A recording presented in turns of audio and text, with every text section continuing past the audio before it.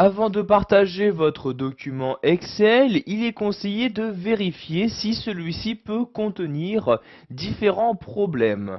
Donc pour ce faire, vous allez vous rendre en haut à gauche de votre écran et cliquer ici sur le menu Fichier d'Excel 2010. Une fois dans ce menu Fichier, vérifiez bien que vous trouvez dans la partie Informations et vous pouvez donc cliquer ici sur Vérifier la présence de problèmes. Donc dans cette nouvelle version, vous avez trois possibilités. Vous pouvez par exemple inspecter le document à la recherche d'informations confidentielles ou de propriétés masquées. Donc informations qui pourront se retourner contre vous. Donc si un utilisateur non voulu peut donc voir votre travail. Donc je clique ici sur Inspecter le document. S'ouvre alors une nouvelle fenêtre. Dans cette nouvelle fenêtre, je vais choisir quels éléments je souhaite inspecter. Donc si par exemple je souhaite inspecter les entêtes et pieds de page, les propriétés de documents et informations personnelles, etc. Donc ici je vais tout inspecter donc à la recherche de n'importe quelle erreur. Je clique donc je coche bien donc toutes les cases et je clique ici sur Inspecter comme ceci.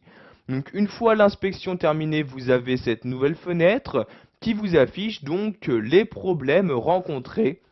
Vous voyez par exemple ici pour mon document, je n'ai juste qu'un seul problème, il s'agit donc des informations personnelles.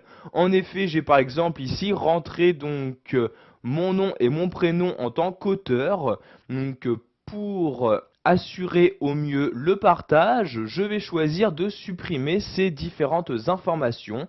Donc tout simplement en cliquant ici sur supprimer tout comme ceci et les informations sont maintenant supprimées. Vous pouvez, si vous le souhaitez, choisir de réinspecter votre document en cliquant ici sur réinspecter. Donc je vais réinspecter tout, donc je coche bien tout et je clique ici sur inspecter. Et vous voyez cette fois-ci, donc aucune erreur n'a été trouvée. Je peux donc cliquer ici sur fermer.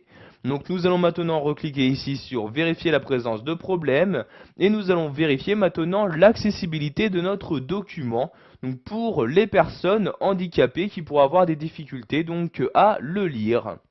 Je clique donc ici sur vérifier l'accessibilité. Vous avez donc maintenant le document qui apparaît avec à sa droite un volet, donc le volet de vérificateur d'accessibilité qui vous affiche donc les différentes erreurs et avertissements qui ont été rencontrés. Donc par exemple l'erreur, il y a ici un texte de remplacement. Donc en effet mon nom de tableau, je l'ai laissé par défaut, donc tableau 1, alors qu'il est conseillé vraiment de choisir, donc d'insérer, de personnaliser son propre nom de tableau.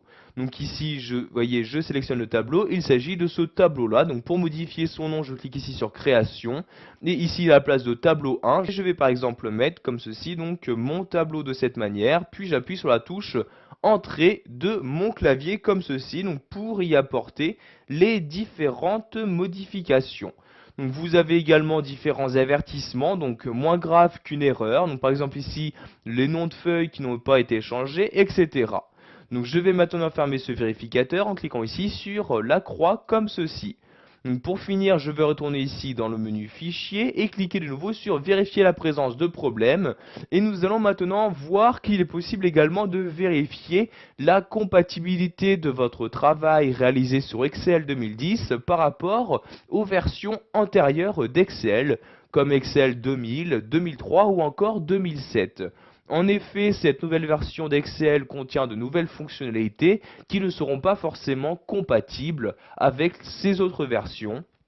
Donc je clique ici sur vérifier la compatibilité. Vous avez donc cette fenêtre-ci qui s'ouvre s'il y a des éléments qui ne seront pas compatibles. Donc par exemple ici le style de tableau que j'ai actuellement utilisé donc pour ce tableau ici en arrière-plan ne sera pas compatible avec les versions antérieures d'Excel. Donc comme ceci est indiqué dans cette partie-là. Donc si vous souhaitez que votre document soit pleinement compatible, il est conseillé, donc par exemple ici dans mon cas, de modifier donc ce style de tableau. Je clique donc ici sur OK pour fermer cette fenêtre et je sais donc maintenant que je dois modifier le style de mon tableau. Voilà, vous savez maintenant comment vérifier la présence de problèmes sur votre document, que ce soit en l'inspectant à la recherche de données personnelles ou encore en vérifiant sa compatibilité.